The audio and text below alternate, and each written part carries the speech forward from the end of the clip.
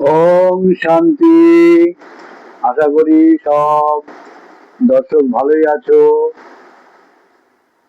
আজকে মহান বিপ্লবী, মহান দেশপ্রেমী, মহান স্বাধীনতা সংগ্রামী শ্যামাপ্রসাদ মুখোপাধ্যায়ের ১২৫তম জন্মদিনে আমি জানাই তার কোটি কোটি প্রণাম এবং শ্রদ্ধা। আজকে আপনাদের সামনে আমি আসলাম কিছু আধ্যাত্মিক কথাবার্তা আপনাদের সঙ্গে শেয়ার করব বলে। এই আধ্যাত্মিক কথাবার্তার মধ্যে আমার ৩টে প্রশ্ন আছে। ১ নম্বর হলো আমি কে, ২ নম্বর হলো ভগবান কে, ৩ নম্বর হলো আমরা যে ধর্মে দীক্ষিত সনাতন ধর্ম, সেই সনাতন ধর্মপিতা কে।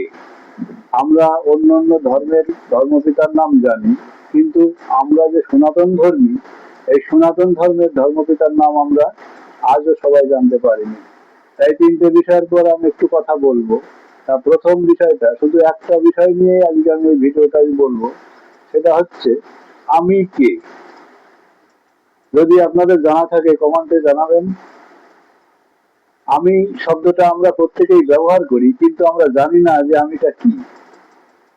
তা কারণ আমাদের এই দেহের মধ্যেই আমির বাসস্থান, কিন্তু কোথায় বাস করে, কিভাবে থাকে, তারে কি রূপ, তার দেখতে কেমন, এগুলো আমরা জানতে পারি। তাই আজকে জানানোর জন্য আপনাদের সামনে এসেছি। আমি কে এই বিষয়ে আমি ২-৪টে কথা বলবো। আর আপনারা দেখছেন ওম শান্তি টিভি ধর্মপুর, সঙ্গে আমি দীপক সরকার। আমি কে বিষয়টা সবারই মনে একটু আগ্রহ হওয়া উচিত, যে তাই তো আমিটা কে। যদি আপনার পা থেকে মাথা পর্যন্ত আমি জিজ্ঞাসা করি, প্রত্যেকটাই বলবেন আমার। যেমন চুল যদি জিজ্ঞাসা করি চুল কার, আপনি বলবেন আমার। চুলটাকে কিন্তু আপনি কখনোই আমি বলবেন না। মাথাটা কার, আমার, তাহলে আমি বলবেন না। হাতটা কার, আমার। টোটাল দেহটা কার, আমার। তাহলে আমি কি বস্তু। আমি শব্দটা আমরা যখন ব্যবহার করি, তো আমার মনে হয় যে শব্দ পৃথিবীতে নাম আছে, তার অস্তিত্ব আছে। তাহলে এই আমি শব্দটা আমার টোটাল দেহের মধ্যে যখন আমার দেহ, তাহলে আমিটা দেহের নাম ধরে যদি ডাকে আমাকে, তখন কিন্তু আমি বলি এই তো আমি। কিন্তু যখন আমার দেহটা ধরে কেউ বলবে যে এই আপনার দেহটা কার, তখন বলবো আমার, আমি বলবো না বলার।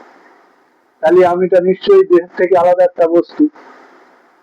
তা এইবার আমি, এই আমিটা কোথায় থাকে, কোথায় থাকে এবং আমিটা কে।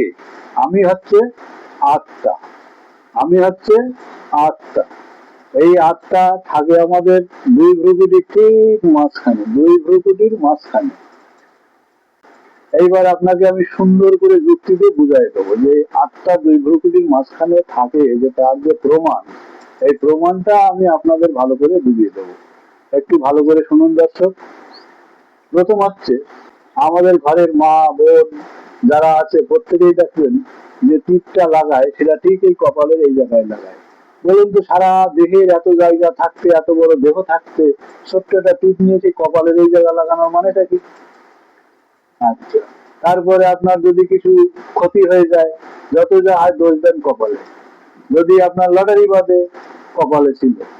আপনার যাই হোক না কেন, যত শারীরিক সমস্যা, মানে চলার পথে যেসব সমস্যা হয়, সেগুলো ঠিক আপনার ওই কপালে দোষ দেন। কেন দোষ দেন? তার মূল কারণ হচ্ছে এই কপালেই আপনার শরীর রূপী যে গাড়ি, সেই গাড়ির মালিক কপালে বাসস্থান করে।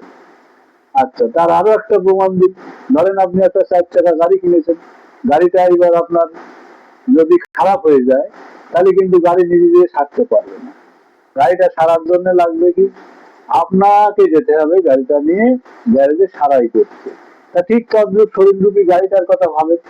শরীররূপী গাড়ি যখন অসুস্থ হয়, তখন শরীর নিজে দিয়ে কোনো সারাই করতে পারে না, তখন সেই আমির ব্যবহার, মানে আমি আপনার শরীরকে নিয়ে যাবে। এই যে আমি কথা বলছি, কে কথা বলছে? সেই আমি কথা বলছি, আমার এই শরীর কথা বলছে না তো। শরীরের মুখ দুয়ারা কথা হচ্ছে। এবার ওই ৪ চাকা গাড়িটা ভাবুন। গাড়িটা সমস্ত অত বড় একটা গাড়ি, কিন্তু ড্রাইভারটা কোথায় বসে? ঠিক লুকিং গ্লাসের পেছনে, লুকিং গ্লাসের পেছনে, সেখানে বসে সে গাড়ি ড্রাইভারিং করে।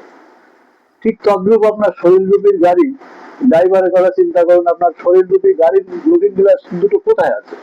ঠিক এই জায়গায় আছে। অতএব সেই ড্রাইভার এই জায়গায় না বসলে অন্য জায়গায় বসলে তো ড্রাইভার গাড়ি চালাতে পারবে না, কারণ যে 4 চাকা গাড়িটা আপনি চালাবেন লুকিং গ্লাস ছাড়া আপনি চালাতে পারবেন না।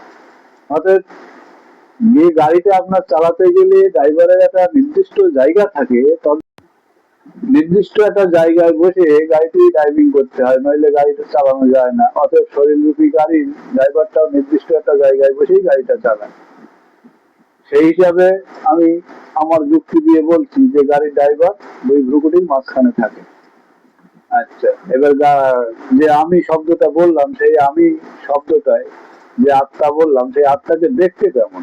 নিরাকার জ্যোতিষ বিন্দু স্বরূপ। আত্মাকে দেখতে নিরাকার জ্যোতিষ বিন্দু স্বরূপ। মানুষের শরীররূপী গাড়ি, এই আত্মারূপী ড্রাইভার যদি না থাকে, তাহলে কিন্তু গাড়ি আর কথাও বলে না, চলেও না, নড়তেও পারে না, চড়তেও পারে না। আর আরেকটা বিষয় হলো, এই গাড়ির খাদ্য আর ড্রাইভারের খাদ্য বলো সম্পূর্ণ আলাদা।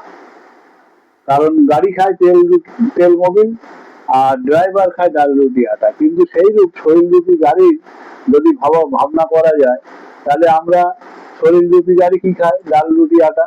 এইবার শরীররূপী গাড়ির যে মালিক, সে যা খায় সে আমরা আর কেউ জানি না, খোঁজও নিই না, জানার চেষ্টাও করি না।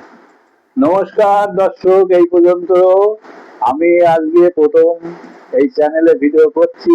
আপনাদের সবার কাছে অনুরোধ, ভালো লাগলে সবাই লাইক সাবস্ক্রাইব করে দেবেন।